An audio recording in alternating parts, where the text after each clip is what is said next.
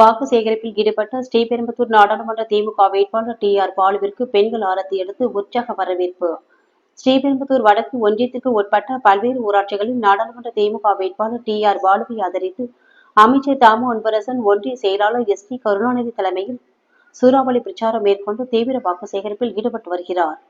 மொளச்சூர் பகுதியில் வாக்கு சேகரித்து வந்த வேட்பாளர் டி.ஆர். பாலு மற்றும் அமைச்சர் தாமு அன்பரசனுக்கு மொளச்சூர் பகுதி ஒன்றிய கவுன்சிலர் ஆண்டனி வினோத் தலைமையில் ஏராளமான பெண்கள் ஆரத்தி எடுத்து மலர் தூவி உற்சாக வரவேற்பு அளித்தனர்.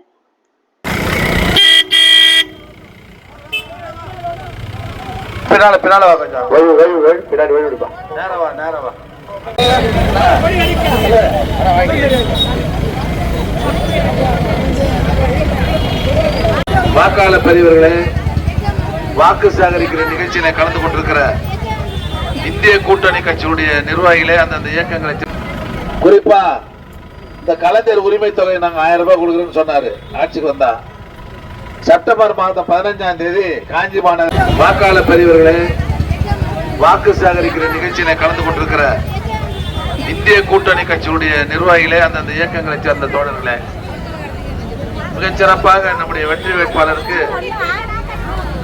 வரவேற்பு அளித்திருக்கிற என்னுடைய அன்பு ஓட்டுக்கு மேலதான் வித்தியாசத்தில் ஜெயிக்கணும்.